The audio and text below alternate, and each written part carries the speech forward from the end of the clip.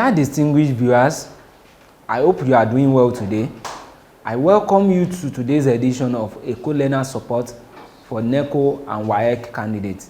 My name is Salau Abubakar Olaoluwa. I'll be taking you history. Today, we'll be looking at the Islamic movement and the establishment of Muslim states in West Africa.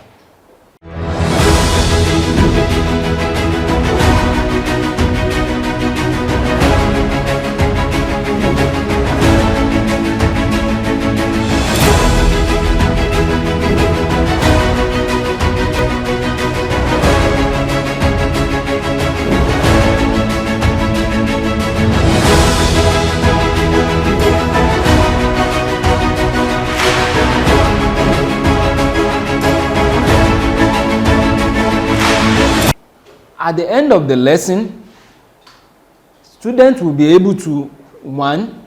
Examine the different Islamic jihad that happened in different parts of West Africa. 2. Highlight the causes of jihad in West Africa. Then 3. Examine the contact of Islamic State with European and its effects on them.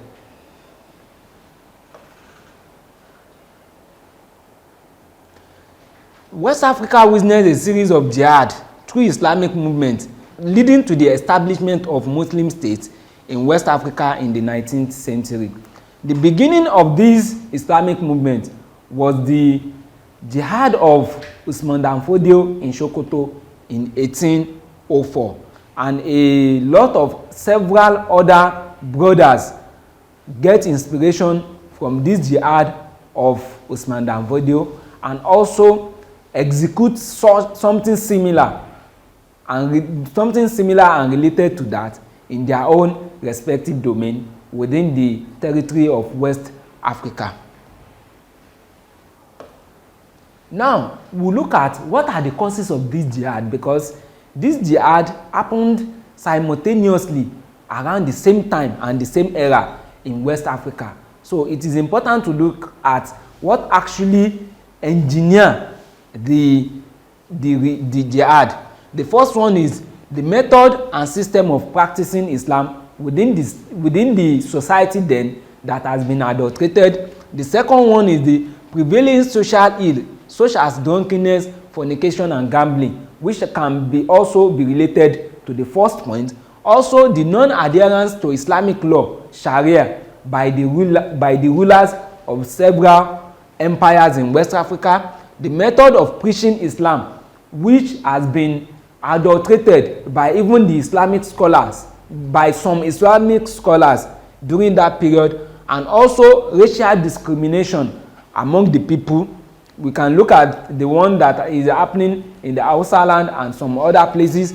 Also the religious and political rivalry among people within that period, because it's not only religious reasons that engineer or that triggered the jihad. Also political reason is also part of what triggered the emergence of the jihad, and also the prevalence of injustice within the society.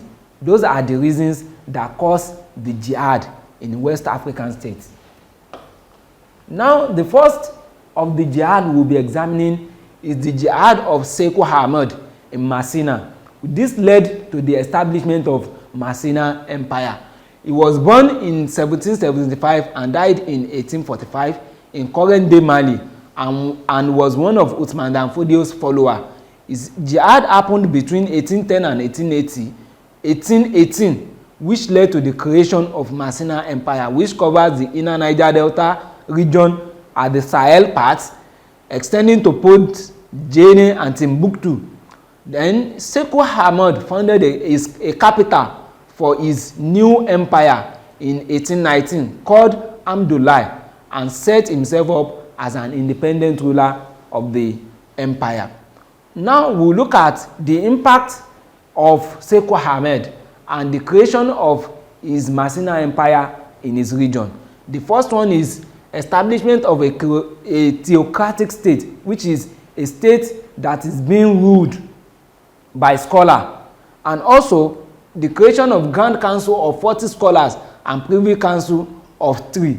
These are the people. He didn't rule alone. he created a council of leaders that ruled the empire along with him. Also, the abolition of numerous taxes that is being levied on them by their previous leaders and ruler of the territory. We also look at the abolition of corrupt practices among his people, and also the establishment of new capital called Amdulai, which also created a new geographical landscape and changes the geographical dynamism of the territory around that time, and the emergence of political stability which the emergence of Masina as a new empire brought to the people of the period, and also promotion of Islamic education. These are the contributions of Sekou Ahmad after the creation of Masina Empire in the territory that he ruled over.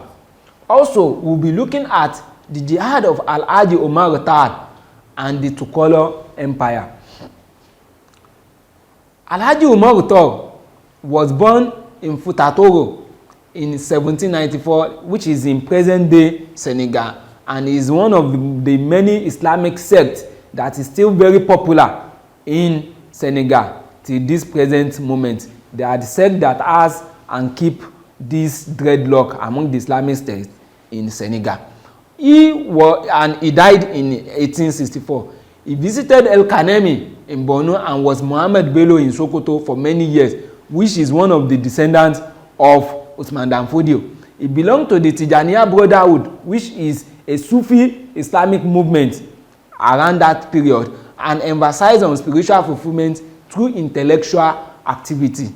His jihad activities could be traced back to 1851 when he moved to Tamba and later conquered the territory surrounding Tamba, and he established his capital in Nioro du Sahel in 1855.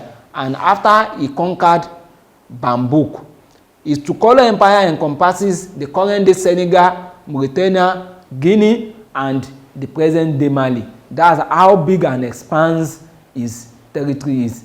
And we'll look at the contribution and the impact and its effect on the people of the territory he ruled over at his time.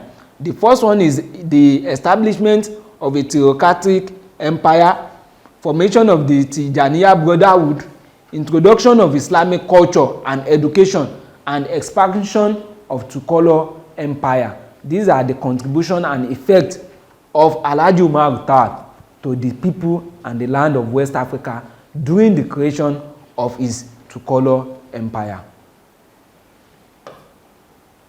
Also, we'll be examining the Samuri Toure and the Wasolo Empire. He was born in 1828 and was of Madinka, and is been regarded as a Madinka empire builder. He's a great empire builder, he's a merchant and a nationalist movement among his people. He was the leader of the war band, which later go on to conquer the whole of Toure region, because he started as a member of a war band during that period, because there are a lot of war band and inter-ethnic rivalry and conflict among these people. But he later rose from being a member to a leader, and his war gang, as at that time, grew into prominence, and they were able to conquer a lot of other war bands and bring them under their leadership. And by 1866, his influence has grown so much, and he continued to expand his territory. By 1878, he founded the Wasolo Empire that has Bisangudu as his capital. So he also created an empire through conquering other people and bringing them under his control. And the effect of his jihad on his people include raising of the standard of the army, making Madinka a modern and strong state, establishment of local firearm. He made sure that he created a local firearm for the execution of war, unification of the Mandinka tribe. Previously, the tribes are not united under a single authority. There are several war gangs that control each of the tribes, but he was able to do what? To unify all of them and bring them into a single authority. Creation of Sharia court, organization of tax system. Before, each war band just try to collect money from their people and lay several taxes on them as they like, but he make sure that the taxation system was unified and make sure that the burden of paying tax on the people is being relieved, and promotion of national unity among the Mandinka people, which is why he was being regarded as the Mandinka empire builder. Now, we look at the similarity of all this jihad that happened in West Africa in the 19th century. The first one is the jihad aimed at purification of Islam as a religion. They want to make sure that the adulterated practice of mixing traditional religious belief with Islam among their people is being stopped. Also, the creation of Islamic State. They wanted to create a state that is Islamic in ruling, which is being guided by Islamic principles. They all also started at the same period of time. As we could see, some of the leaders of this jihad actually experience or have tutelage under each other, and also they have the same aims and objective. Their motive, the motives of executing this jihad among all different leaders and empire builders are the same. We also look at both led to the introduction of Islamic law in their territory, establishment of strong army that can execute war and defend an empire, the formation of military organization and strategy, because they need to look at the formation of new strategy of executing war and making sure that their military occupation is successful. And also, Islam become an official ideology and religion of state. Previously, Islam is very popular within and among the people, but during this period, it becomes an official state religion. Now we look at Muslim states in the face of European colonization. As time goes on, the 19th century also culminates with the period of scramble and partition of Africa and the coming of a lot of Europeans into the shore of African territory. And this African state that was being created by these jihadists also has encounter and interaction with European nations. And these European individuals that come actually lead to the European colonization of these several West African empires that were newly created.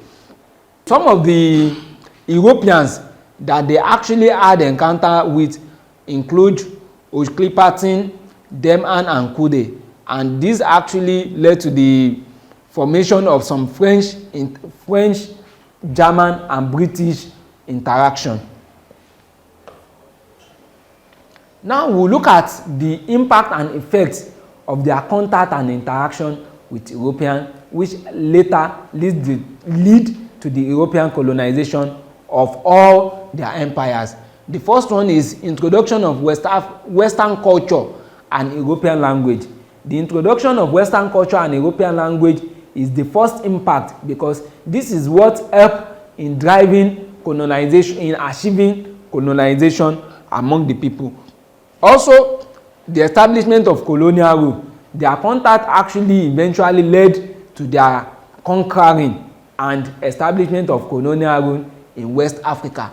Also, the establishment of modern political system. The colonization of Western Africa actually also give birth to the formation of modern political system, and the current boundary as we have it today, it is being drawn according to the European powers, not according to how those empires were as at then. And also introduction of modern judicial system into the West African territory. And lastly, it ended the war of conquest. The war of conquest that have been fought among the jihadists, among themselves, and locally. This brought an end to it as the Europeans actually win the several tribes and war gang or band during that period and bring a lasting peace to the land of West Africa.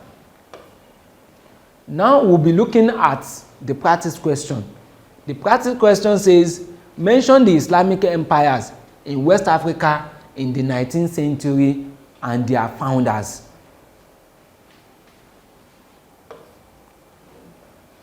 And when we are examining the Islamic empires that were established in West Africa during that period, the first one we'll be looking at is the one that was established here in Nigeria, which is Sokoto Caliphate, that was being established by Usman Dan Fodio. We look at the Masina Kingdom by Sekou Ahmed. Then the third one is Tukolo Empire, that was being established by Alhaji Umar Tal. And lastly, the Wasolo Empire, that was being established by Samuri Toure.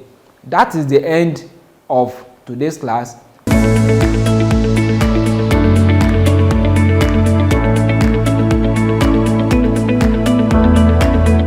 Eko Learners Support, a support program of the Lagos State Ministry of Basic and Secondary Education for WAEC and NECO candidates. Please don't hesitate to get in touch with us if you have any comment or contribution. Get in touch with us through the comment section, and you can also get in touch with us through the social media handles that is being displayed on the screen. Thank you.